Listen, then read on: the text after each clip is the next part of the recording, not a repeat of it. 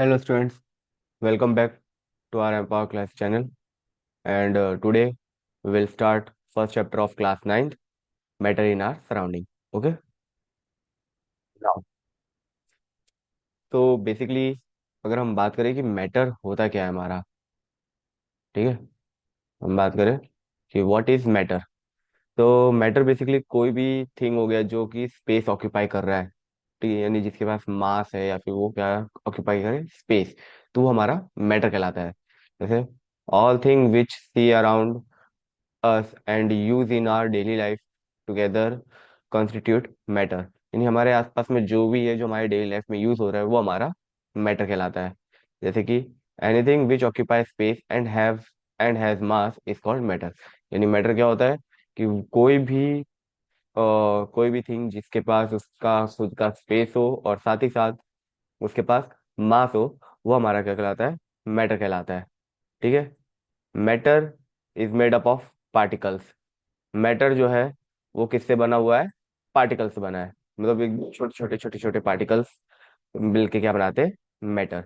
अभी और हमारे जो मैटर्स होते हैं वो डिफरेंट डिफरेंट टाइप्स के स्टेट्स में प्रेजेंट होता है। जैसे कि हो गया सॉलिड, हो गया लिक्विड, हो गया गैसेस, हो गया। ठीक है ना। तो ये सारे फॉर्म है। और भी आते हैं, बोस आइंस्टीन वाला एक आता है और एक है हमारा plasma. Okay. So matter can be classified as solid, liquid, and gas on basis of interparticle forces, arrangement of particles. यानी अगर मैं जो भी इंटर पार्टिकल फोर्स, इसका मतलब क्या होता है कि जैसे हमारा कोई भी एक सॉलिड है, उसके अंदर सॉलिड क्या होगा, छोटे छोटे पार्टिकल से मिलके बना हुआ है। ठीक है। तो वो सारे पार्टिकल्स एक दूसरे से कैसे कनेक्टेड है, मतलब कि एक दूसरे पे कौन सा फोर्स लगा रहे हैं, तो वो फोर्स से क्या हो रहा है, कनेक्ट है। ठीक है। तो इंटर पार्टिकल फोर्सेस हमारा वो होता है। और बाद में हमारे पार्टिकल्स हमारे अरेंज कैसे है। ठीक है। हमारे पार्टिकल्स अरेंज कैसे है, तो उस पर भी मैटर हमारा डिफर करता है। तो हमारे पास basically three states of matter है। पहला है सॉलिड, फिर है लिक्विड, फिर है गैस। ओके। अगर मैं प्रॉपर्टी की बात करूँ तो सबसे पहला आता है शेप एंड वॉल्यूम। तो सॉलिड का तो शेप और वॉल्यूम दोनों फिक्स होता है। ठीक है। लिक्विड का शेप फिक्स फिक्स्ड नहीं होता है, वो एक्चुअली किसी कंटेनर का शेप लेता है, और लेकिन उसका वॉल्यूम फिक्स होता है। और जो हमारा गैस होता है, ना ही उसका शेप फिक्स होता है और ना ही उसकी वॉल्यूम फिक्स होती है। ओके। आगे नेक्स्ट, फिर आता है एनर्जी। तो बेसिकली कि किसमें कितनी ज्यादा एनर्जी होती है। ठीक है। जैसे सॉलिड में तो लोएस्ट एनर्जी, मतलब ज्यादा एनर्जी उसमें होगा नहीं। लिक्विड है तो उसमें एनर्जी बहुत ज्यादा होती है, और गैस में तो हाईएस्ट होती है। ठीक है। सॉरी। आगे, कंप्रेसिबिलिटी। कंप्रेसिबिलिटी मतलब कितना टफ है किसी भी चीज को कंप्रेस करना। मतलब कह सकते हो आप कि ये जो हमारे मैटर्स है, हम उसको कितनी लिमिट तक उसको कंप्रेस कर सकते हैं। ठीक है। तो अगर सॉलिड की बात करो तो वो तो टफ ही है। यानी अगर आप लॉग ले लो, या फिर हम कोई भी हार्ड थिंग्स हो गया, जैसे कि हमारे फोन है। ठीक है। हाँ, इसको अगर मैं ज्यादा प्रेस करूंगा तो फिर तो हो ही जाएगा आगे चल के। बट अगर आप जितनी भी हार्ड चीज है, आप चाह के भी उसको कंप्रेस नहीं कर सकते, वो तो डिफिकल्ट होता है। लिक्विड जो होता है वो थोड़ा नियरली डिफिकल्ट होता है, बट हाँ वो भी डिफिकल्ट होता है। जैसे अगर आप जैसे बलून है, तो बलून को तो आप कंप्रेस कर सकते हो जिसमें वाटर है, लेकिन आप पूरे प्रॉपरली एकदम अच्छे से पूरा कंप्लीटली उसको कंप्रेस नहीं कर सकते हो। ठीक है। जैसे अगर किसी भी एक क्या बोलते हैं, किसी भी कंटेनर में अगर लिक्विड भरा है, ठीक है, अब कंटेनर को पूरा बंद करना है और लिक्विड एकदम ऊपर से भरा है ना, तो उसको भी थोड़ा सा आप मतलब थोड़ा ज्यादा फोर्स लगाना पड़ेगा उसको बंद करने के लिए भी। ठीक है। और गैस है वो तो इजी होता है, मतलब वो तो जल्दी कंप्रेस है। जैसे एयर है, अभी यहाँ पे हमारे पास एयर है, तो मैं चाहूँ तो ऐसे कंप्रेस कर सकता हूँ, ये कंप्रेस हो गया है। ओके। अभी अरेंजमेंट ऑफ मॉलिक्यूल्स। तो देखो सॉलिड में जैसे रेगुलर अरेंजमेंट है और क्लोजली अरेंज्ड है, मतलब एक के बाद, मतलब क्या कह सकते हैं, अ, हाँ, जैसे देखोगे आप छोटे बच्चे जो ब्लॉक्स होते हैं ना, ब्लॉक्स वाला उनके पास गेम होता है जिसमें ब्लॉक को अरेंज करते हो तो प्रॉपरली एक बिल्डिंग बनती है ना। तो वैसे ही जब एक एक ब्रिक्स जो है अगर वो प्रॉपरली अरेंज्ड है, तो ही जाके हमारी पूरी बिल्डिंग है या फिर जो मॉन्यूमेंट है वो क्रिएट होता है। ठीक है। और वो रेगुलर है, मतलब कि ऐसा नहीं कि कहीं से भी कैसे भी अरेंज कर दिया है, ऐसा नहीं, एकदम प्रॉपरली अरेंज्ड होता है और बहुत क्लोज ही होता है। अगर उसको क्लोज नहीं रखोगे तो भाई वो तो जो मॉन्यूमेंट है, जो बिल्डिंग है, वो कभी ना कभी फिर टूट के गिर जाएगी। आगे, और हमारा लिक्विड है तो वो भी रैंडम अरेंज होता है, और पहली बात तो उसमें ज्यादा क्लोजनेस नहीं होती, सॉलिड के कंपैरिजन में थोड़ा कम क्लोज होता है, तभी तो लिक्विड इजीली फ्लो हो जाता है। ठीक है। ओके।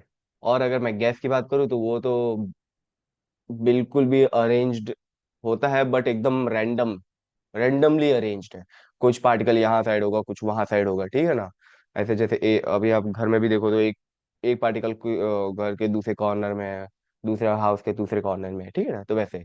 और उनके बीच में तो बहुत ज्यादा स्पेस रहती है। ठीक है। अगर फ्लूइडिटी बात करें, फ्लूइडिटी मतलब कि कैसे वो फ्लो होगा कि नहीं होगा, तो सॉलिड है तो वो तो फ्लो नहीं ही होगा, एक्सेप्ट मरकरी। मरकरी की बात नहीं कर रहा हूँ, ठीक है ना, क्योंकि वो एक ऐसा सॉलिड है कि मतलब बेसिकली मेटल है वो तो हमारा, ठीक है ना। तो मेटल तो सॉलिड होता ही है, बट वो एक ऐसा सॉलिड है जो कि रूम टेम्परेचर पे लिक्विड होता है। ओके। तो सॉलिड जो होता है वो तो भाई हमारा फ्लो नहीं कर सकता। लिक्विड है, फ्लो कर सकता है, लेकिन हायर टू लोअर लेवल पे, जहाँ पे अगर ऑलरेडी लिक्विड है लेकिन दूसरी साइड हमारा वो लिक्विड नहीं प्रेजेंट है, तो वो हायर टू लोअर लेवल पे फ्लो करेगा ही करेगा। ठीक है। और फिर आता है गैस। गैस जो होता है वो तो हर डायरेक्शन में फ्लो करती है। ठीक है। अभी मूवमेंट, तो सॉलिड जो होता है वो खुद से कभी भी मूव नहीं करेगा, हमको ही उसको मूव कराना पड़ता है। जैसे कार है तो कार ऐसे रैंड खुद से मूव कभी नहीं कर पाएगी। ठीक है, मतलब हाँ ठीक है, उसकी व्हील्स आप सर्कुलर फॉर्म है, तो आप अगर उसको किसी भी ऐसे अप स्ट्रीम या डाउन स्ट्रीम वाला ऐसा जो ब्रिजेस होते हैं, बेसिकली ब्रिज, ठीक है ना, ब्रिज के उस पे रख रहे हो पार्क करके विदाउट अप्लाइंग ब्रेक्स, तो वो फिर मूव करेगा क्योंकि व्हील एकदम सर्कुलर है। ठीक है। बाकी सॉलिड की अगर बात करो तो वो खुद से मूव नहीं करेगा। मैंने कहीं पे एक सॉलिड रख दिया, यानी मैंने मान लो अभी जैसे ये मेरा फोन है, ठीक है, अगर मैं इसको कहीं पे भी अगर रख दूंगा ना तो ये ऑटोमेटिक मूव करेगा ही नहीं, इसको मूव कराने के लिए कुछ ना कुछ तो करना पड़ेगा। फिर आता है लिक्विड, तो वो तो डिपेंड करता है on inter inter particle attraction. अब इंटर पार्टिकल अट्रैक्शन कैसा है, अगर ज्यादा है तो मूव करेगा लेकिन बहुत स्लोली, जैसे हनी, उधर inter particle force inter particle attraction क्या है, ज्यादा है, तो इसलिए उसको भी अगर आप फ्लो करवाओगे तो आपको तो कम से कम ऐसे स्लोपी पोर्शन पे ही रखना पड़ेगा, तभी इजिली फ्लो भी होगा थोड़ा सा। नहीं तो ऐसे फ्लैट पोर्शन पे अगर आप रख दोगे ना, तो जल्दी फ्लो वाला नहीं दिखेगा आपको केस। लेकिन वाटर नहीं है, वाटर इजिली फ्लो हो जाता है क्योंकि उसमें ज्यादा इंटर पार्टिकल अट्रैक्शन नहीं है। और अगर मैं गैस की बात करूँ तो वो तो फ्री है, एकदम कांस्टेंट है, आप चाहे जैसा करो वैसे कहीं पे भी फ्लो हो जाता है। फिर आता है इंटर पार्टिकल स्पेस। अगर सॉलिड की बात करूँ तो बहुत कम इंटर पार्टिकल स्पेस है, लेकिन अगर मैं लिक्विड की बात करूँ तो थोड़ा उससे ज्यादा इंटर पार्टिकल स्पेस है। इंटर पार्टिकल स्पेस मतलब कि जिससे वो हमारा सॉलिड लिक्विड बना है ना, वो जो पार्टिकल्स, उनके बीच में कितनी जगह है, स्पेस। जैसे सॉलिड में तो ये तो बिल्कुल जगह नहीं है, एकदम क्लोजली टाइटली पैक्ड है, ठीक है ना, ये एकदम टाइटली पैक्ड। लेकिन अगर मैं लिक्विड की बात करूँ तो थोड़े से पैक्ड है, क्लोज है, बट थोड़ा डिस्टेंस है। लेकिन अगर मैं गैस की बात करूँ तो ये तो बहुत ही ज्यादा दूर है, ठीक है ना, बहुत ज्यादा दूर है। इनके बीच में बेसिकली वंडर वॉल फोर्स लगता है। याद रखना, जब भी पार्टिकल्स जो अट्रैक्ट करते हैं ना एक दूसरे को, तो वो वंडरवॉल फोर्सेस के कारण अट्रैक्ट करते हैं। अभी इंटर पार्टिकल अट्रैक्शन, अभी इंटर पार्टिकल अट्रैक्शन कैसे होता है, तो सॉलिड में तो मैक्सिमम तो एकदम पास में होता है, ठीक है ना। लिक्विड में मीडियम में, मतलब ज्यादा पास नहीं होगा बट होगा, इंटरेक्शन तो होगा। लेकिन गैस में इंटरेक्शन नहीं होता, वो तो बहुत दूर दूर होता है। ठीक है। अगर मैं डेंसिटी की बात करूँ तो सॉलिड में मैक्सिमम डेंसिटी है, लिक्विड में उसकी डेंसिटी कम है, और गैस में तो और भी ज्यादा कम है। डेंसिटी क्या होता है, मास बाय वॉल्यूम। हाँ, यही होता है। हाँ। ओके। फिर आता है रेट ऑफ डिफ्यूजन। तो अगर सॉलिड है तो वो जल्दी किसी में डिफ्यूज नहीं होता है। ठीक है। सॉलिड अगर है तो जल्दी भी किसी में भी जल्दी डिफ्यूज नहीं होता है। ओके ना, रेट ऑफ डिफ्यूजन यानी अगर सॉलिड है तो वो जल्दी किसी में भी डिफ्यूज नहीं होता है, ठीक है ना। अभी अनटिल एंड अनलेस अगर आप किसी शुगर या फिर क्या कहते हैं उसको, सॉल्ट की बात कर रहे हो, ठीक है, लेकिन सॉल्ट में भी अगर हम वाटर को पूरा बॉईल करा दे एकदम, वाटर वेपर के फॉर्म में कर देते हैं, तो सॉल्ट सॉल्ट जो होता है ना वो नीचे जो भी वेसल है उसमें प्रेजेंट रहता है, ठीक है, क्योंकि वो थोड़ी इवेपोरेट होता है। अब ये लिक्विड है तो ये तो डिपेंड करेगा कि इंटर पार्टिकल अट्रैक्शन कैसा है, ठीक है। और जो गैस है तो वो तो पूरी तरह मिक्स हो ही जाती है। अब देखो ना, आसपास चाहे ऑक्सीजन है या कार्बन डाइऑक्साइड मिक्स होके ही तो मिलती है हमको, ठीक है। अब आता है atomic view of three state. तो ये देखो सॉलिड में एटॉमिक व्यू कैसा है, सारे के सारे एकदम क्लोज है ना, ये एकदम क्लोजली टाइटली पैक्ड है, ठीक है। ये हमारा लिक्विड है, देखो थोड़ा थोड़ा स्पेसिस है, लेकिन अगर गैस की बात करें तो देखो एकदम दूर, एकदम दूर, कुछ भी स्पेसेस नहीं है, ठीक है। अब आ जाते हैं इवेपोरेशन।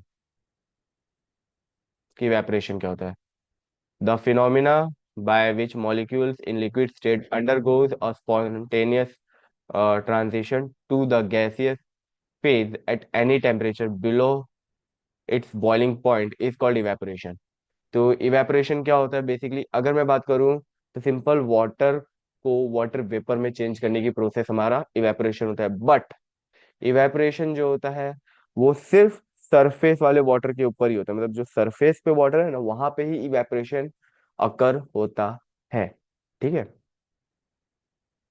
अब फैक्टर्स अफेक्टिंग इवेपोरेशन, अब क्या क्या फैक्टर है जो इवेपोरेशन को अफेक्ट करते हैं? पहला है टेम्परेचर, अगर टेम्परेचर ज्यादा है तो इवेपोरेशन ज्यादा होगा। सेकंड है सरफेस एरिया, ठीक है, सेकंड क्या है हमारा? Surface area. अगर सरफेस एरिया ज्यादा है तो इवेपोरेशन ज्यादा होता है, जैसे बोलते हैं ना हम कि भाई जैसे घर में देखना जो बड़े बुजुर्ग होते हैं यानी हमारे दादा दादी, अगर आप उनको कभी भी टी ऑफर करो, ठीक है, चाय टी ऑफर करो, तो लोग बेसिकली किस मांगते हैं, जो प्लेट होती है, ठीक है ना, उसके ऊपर चाय को रख के फिर पीते हैं। क्यों? क्योंकि उसमें वो जल्दी ठंडा हो जाता है, क्योंकि सरफेस एरिया क्या होता है, ज्यादा है तो इवेपोरेशन ज्यादा होगा। फिर आ जाता है, फिर आ जाता है हमारा ह्यूमिडिटी, ठीक है। ह्यूमिडिटी कैसा है? अगर the rate of evaporation decreases with increase in humidity, अगर ह्यूमिडिटी अगर इंक्रीज हो रही है तो हमारा इवेपोरेशन डिक्रीज